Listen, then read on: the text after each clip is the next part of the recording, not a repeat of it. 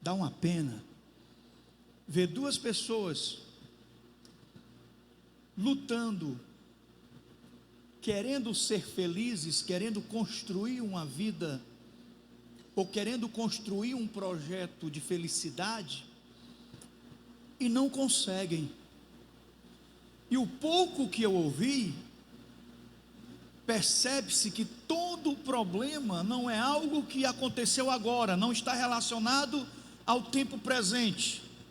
Toda crise, todo problema está relacionado a situações que aconteceram no passado, as situações que aconteceram na época, num tempo em que eles viviam os dois na impiedade, viviam os dois no mundo.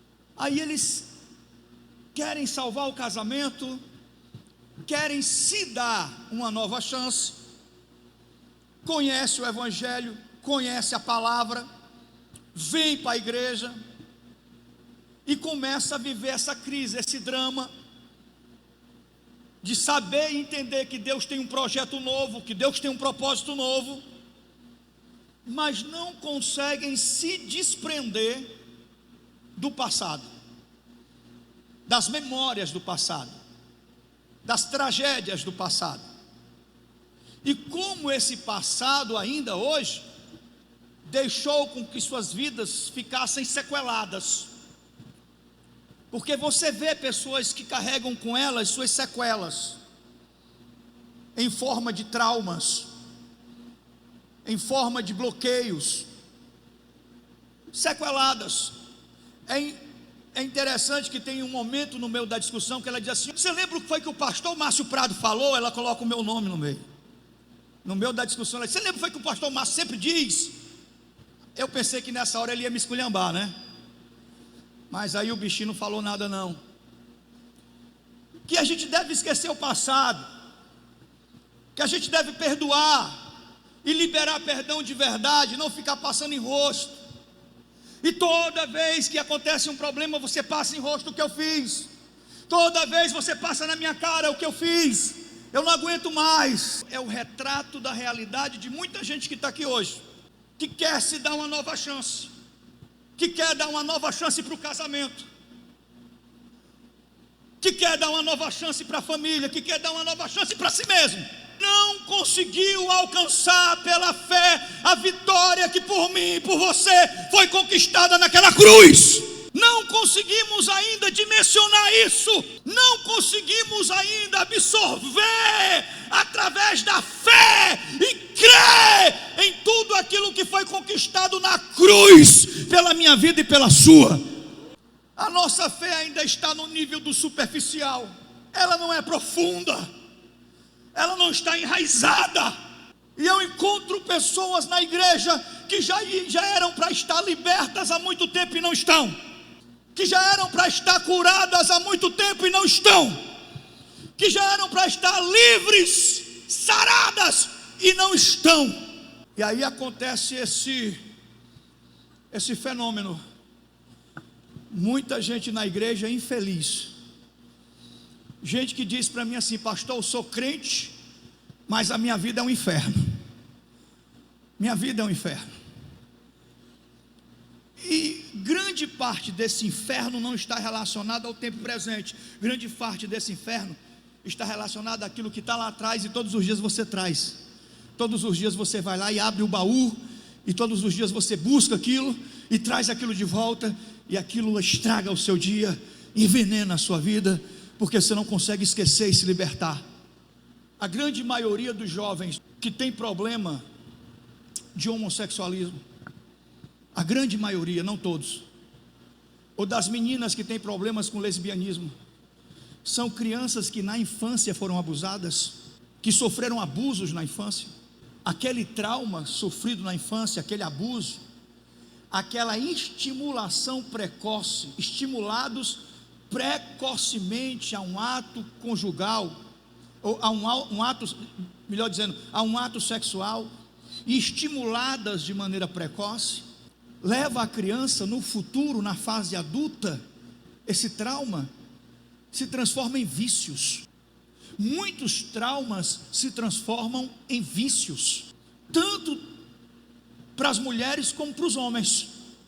Traumas se transformam em vícios, traumas se transformam em bloqueios.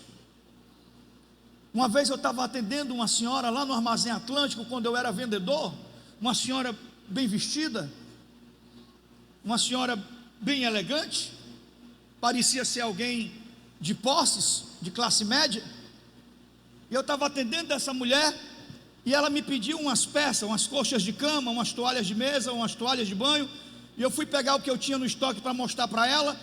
Quando eu volto, a mulher está no pé do balcão, ajoelhada, chorando, gritando em pânico. E eu disse: o que foi que houve? Ele: não, ela ouviu uns gritos lá na rua, e quando ela começou a ouvir os gritos na rua, ela entrou em pânico aqui, se acocou aqui debaixo do balcão, e ficou gritando ali acocada, gritando, toda trêmula. Eu fiquei sem saber o que fazer, eu era muito jovem, fiquei sem saber o que fazer para socorrer aquela mulher. Mandei chamar alguém, chamar o gerente, chamar uma ambulância para socorrer, porque ela estava as suas mãos enrolaram, não era demônio. Aí depois eu soube, o esposo dela foi lá na loja, e o esposo dela contou que invadiram a casa deles, eles sofreram um assalto e violentaram a filha no quarto, e ela ouvia os gritos da filha, gritando no quarto, sendo violentada, e toda vez que ela escuta um grito, aquilo aciona um gatilho, e o pânico toma conta da vida dela, nesse nível. Mas eu me pergunto, por que existem pessoas na igreja que nunca conseguem se libertar da prostituição? Por que outros não conseguem se libertar da pornografia? E por que existem homem na igreja que nunca consegue ser fiel à esposa? Ele não consegue. E tem mulher que não consegue ser fiel ao marido. E por que tem gente na igreja que sempre está atolado nas mesmas crises e nos mesmos problemas, e não consegue se libertar desse passado? Porque ainda não cremos o suficiente, ainda não buscamos o suficiente. E eu digo uma coisa para você, irmão, olha para cá, olha para mim, com toda a sinceridade do mundo. A palavra de Deus é como uma espada de dois gumes. Eu estou aqui pregando para você, e Deus está pregando para mim também.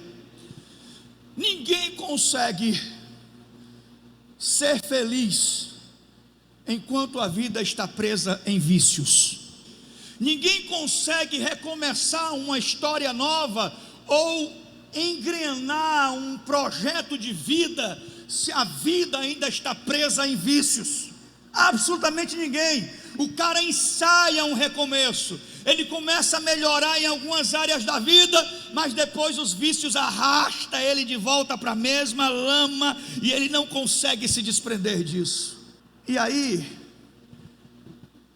os complexos, os traumas, os vícios, eles vão moldando a nossa vida, vão moldando, e as pessoas vão se adaptando, e vão viver, e vão querendo alimentar a ilusão de viver o melhor dos dois mundos, achando que é possível viver o melhor dos dois mundos. Elas vão se adaptando, elas vão fazendo gambiarras na fé, vão enchendo a fé de gambiarras, fazendo adaptações, dando o jeitinho delas. Não é como o pastor está pregando, não, é como eu penso. Não é a verdade que o pastor está pregando da Bíblia, não. Eu acho que não é desse jeito, é aqui do meu jeito. Elas vão fazendo gambiarras, elas vão dando jeitinhos, sabe? Eu quero servir a Deus aqui, mas essa parte aqui da minha vida, que Deus não ouse tocar, falar, me incomodar com relação a isso,